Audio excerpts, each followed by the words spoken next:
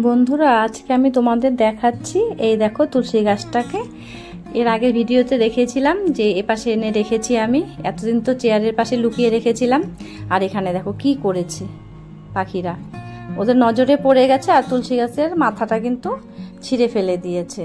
আর ভালো লাগে না গো।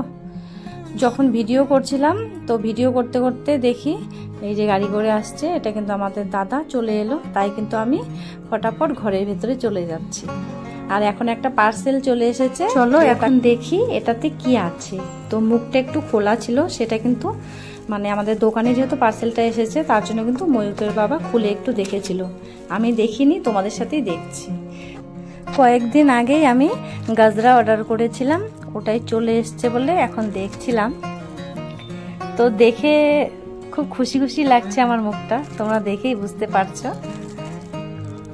এই কালারটা দেখে কিন্তু আমি অর্ডারটা করেছিলাম, কারণ এই কালারটা আমার খুব ভালো লেগেছিল আর ফুলটাও খুব ভালো লেগেছে, তার জন্য কিন্তু আমি অর্ডার করেছিলাম।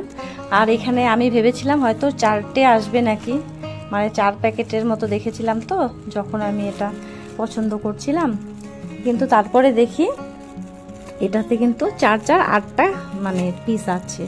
তো 8টার মধ্যে 4টা একই কালার, তো ডবল ডবল, তো সেই জন্য মানে 8টা। আমি যেহেতু সবসময় খোপা করি তার জন্য কিন্তু খোপাতে লাগালে ভালো লাগবে দেখতে। তো যেহেতু অনেকগুলোই আছে এখানে 4টে কালার, তার জন্যই কিন্তু আমি খুবই খুশি হয়ে গেছি এটাকে দেখে। আর খুব কম টাকার মধ্যেই পেয়েছি, এটা দামটাও অত বেশি না, তো ভালোই লেগেছে আমার বন্ধুরা। জানি না আমি যখন খোপাতে লাগাবো তখন কেমন লাগবে, তো একটু ট্রাই করেও দেখছিলাম কিভাবে লাগাতে হয় না লাগাতে হয়, মানে অতটা তো আগে লাগাইনি কখনো, তাই জানি না। অরিজিনাল ফুল লাগাইলে কিন্তু বেশি ভালো লাগে, আর আমাদের এখানে তো অরিজিনাল ফুল কিনতে পাওয়া যায় না, তার জন্যই কিন্তু আমি এই গাছটাগুলো অর্ডার করেছি। কারণ গত বছর আমি দেখেছিলাম দুর্গাপুজোতে সবাই যখন করতে গেছে তখন কিন্তু এরকম ফুল টুল সবাই খোপাতে লাগিয়েছিল, তার জন্যই আমার খুব মানে এই ফুলগুলোর খুব ইচ্ছে, তার জন্য এগুলো অর্ডার করেছি। আর দেখো মানে সাদা কালারটাও খুব ভালো লাগে, আর ওই কালারগুলো ভালো লাগে, বেগুনি কালারটা আমার তো সব থেকে ভালো লেগেছে, সাদা আর বেগুনি কালারটা, এই দুটোই আমার বেশি পছন্দ হয়েছে। আর সাদা তো সব কিছুর সাথেই পরা যায়, আর লালটাও তো পরাই যাবে। আর আমার একটা পিঙ্ক কালারের শাড়িও আছে, পিঙ্ক কালারটা এই জন্যই নিয়েছি। তো যাই হোক, আমার এই গাজরাটা চলে এলো, আমি খুব খুশি হয়েছি, আমার খুবই ভালো লেগেছে। তোমাদের কোন কালারটা ভালো লেগেছে বন্ধুরা আমাকে একটু কমেন্ট করে বলবে, তো দেখি তো তোমাদের পছন্দের সাথে আমার পছন্দের কতটা মিল আছে। এখন চলো এগুলোকে ভিতরে ঢুকিয়ে দিই। তো এই বাক্সটার মধ্যে যে দুটো কোট ছিল, তো আমি ভাবতে পারিনি যে এখানে আরেকটা মানে খোপের মধ্যে, কোট বললাম সরি, খোপের মধ্যে যে মানে আরও ছিল, তো ওটার ভেতরে দেখলাম যে ওটাতেও আছে, তো 4 8টা হয়ে গেল। আর আমার ভাস্তা এসেছিল বলে কিন্তু দরজাটা একটু খুলতে গেলাম, ওনাকে কিনতে ভুলে গেছে, ওটাই নিয়ে গেল। আর এই দেখো তোমাদেরকে পিঙ্ক কালারটাও দেখিয়ে দিলাম, কতগুলো হয়ে গেল তাই না বন্ধুরা। তো পিঙ্ক কালারেরও আমার একটা শাড়ি আছে, ওটার সাথেও খারাপ লাগবে না, ভালোই লাগবে। এখন চলো এগুলোকে গুছিয়ে রাখি, প্লাস্টিকে সবগুলো ভরা হয়ে গেল, এখন এগুলোকে রেখে দেব। এই দেখো লাইন লাইন করে সাজিয়ে রেখেছি, তোমরা এখন দেখো এগুলোর মধ্যে কোনটা বেশি ভালো লাগে। এখানে সাদাটা তো আমার খুবই ভালো লেগেছে, আর পিঙ্ক কালারটা একটু হালকা ছোট লাগে, মানে চড়াটা একটু কম, পিঙ্ক আর হ্যাঁ লাল কালার দুটো একটু চড়াটা কম আছে, আর সাদা আর ওই যে বেগুনি কালার ওই দুটো কিন্তু একটু চড়া চড়া আছে। তো চলো এখন রান্নাঘরে যাই।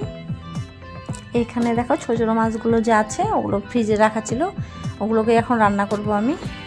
আর তার মধ্যে দেখো প্লাস্টিকে করে নিয়ে এসছে, দেখো কি আছে, তোমাদেরকে ঢেলে দেখাই কি আছে এটাতে। তো তোমরা দেখতেই পারছো এটাতে আছে মাংস আছে।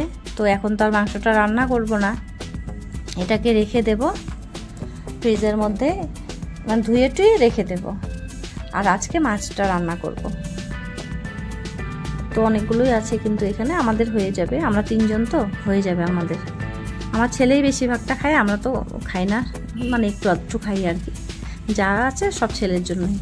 তো এখানে আমি মাছের ঝোলটা যে রান্না করব সেটা হচ্ছে বেগুন দিয়ে আর সর্ষে দিয়ে রান্না করব।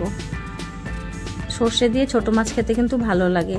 এর আগের দিন আমি রান্না করেছিলাম, সেটা হচ্ছে ঝোল রান্না করেছিলাম, গরম তো গরমের মধ্যে পাতলা ঝোল রান্না করেছিলাম। তো সর্ষে দিয়ে রান্না করেছি দেখে আমার ছেলে কিন্তু খাবে না, তার জন্য আমি আর ময়ূকের বাবা দুজনেই খাবো। এখানে দেখো মাছগুলো ভাজা হয়ে গেছে, কিন্তু বেশি ভালো হয়নি। দেখো ভাজাটা কিন্তু একটু কড়া হয়ে গেছে, একটু কম ভাজতে হতো। সর্ষের মধ্যে মাছ ভাজা মানে ভাজলে একটু কম করে ভাজতে হয়, তাহলে কিন্তু খেতে ভালো লাগে। আর ডালও বানিয়েছি। আর এখানে কিন্তু আমি পাট পাতার বড়া বানাবো।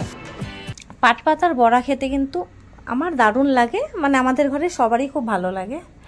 তো বিয়ের পর যখন আমি শ্বশুরবাড়িতে এসেছিলাম, তখন কিন্তু আমার বড় যা এরকম করেই পাট পাতার বড়া বানাতো, আর চালের গুঁড়ি দিয়ে, শুধু চালের গুঁড়ো, মানে আর কিচ্ছু দিত না ওটার মধ্যে, লবণ হলুদ তোটা দিবেই। খেতে এত ভালো লাগতো, তখন কিন্তু দাঁতগুলো অনেকটাই ভালো ছিল, শক্ত ছিল।